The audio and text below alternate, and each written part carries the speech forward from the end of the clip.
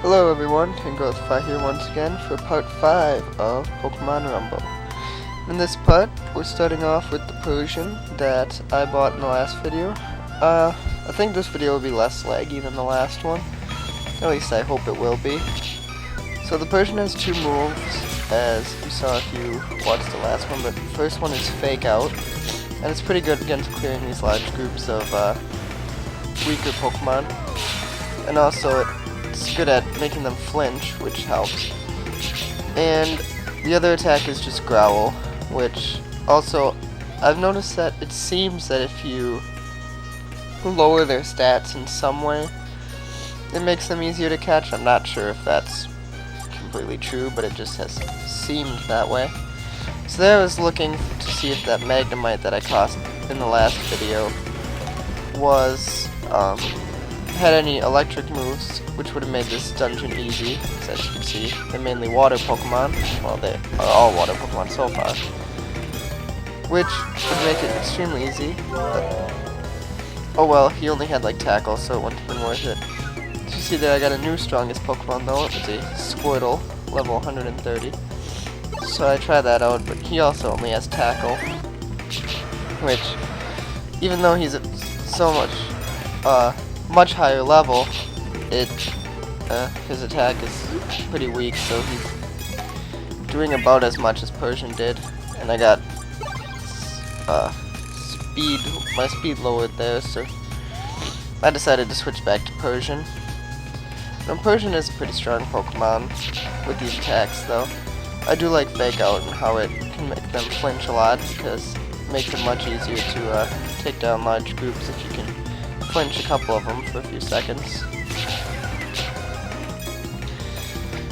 But yeah, just this dungeon has been pretty repetitive so far. Now the Squirtles are in the groups of their own instead of a higher level in the groups, but haven't been many different Pokemon.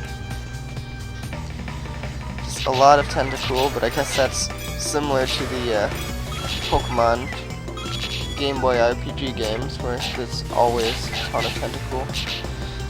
And as you can see that they have a sort of poison, I don't know, some sort of poison attack, probably sting or something. Which, and it's pretty good. It took a lot of Persian's health away. I caught one of them there, but I don't think I use it because it wasn't a very high level. And I'm not a big fan of Tentacool. Like I said, you see them everywhere in the games, and they get a little obnoxious. Tentacruel is alright, but Tentacool is pretty annoying, and it's not a very strong Pokemon in the first place, at least not in my opinion.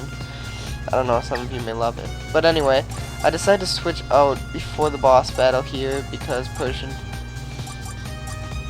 had almost half its health gone, so I thought it'd be better to switch to a different one. So I switched to the level 130 Squirtle. Now the boss is being wound up.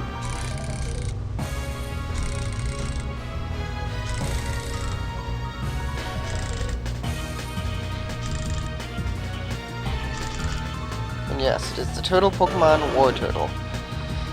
So now I'm thinking that Squirtle wasn't the best choice, because there's going to be a lot of Squirtles out there. So I was looking to see how low of a level that my Pikachu was, but then I realized that all the Pikachus I had were extremely low leveled, so it wouldn't be any help.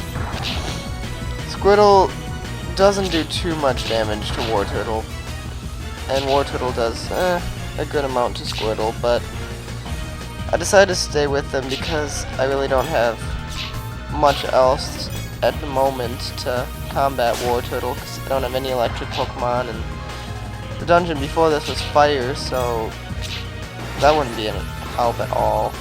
Magneton possibly, but he didn't have any electric attacks, so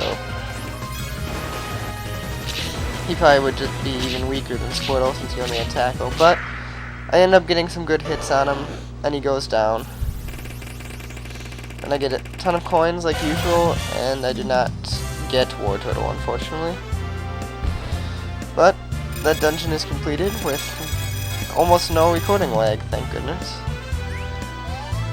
And I kill 91 Pokemon, and I befriend a couple, not too many this dungeon. a couple Poliwags, Magikarp, a couple Squirtles, and a Tentacool. And the most powerful one this time is the Squirtle.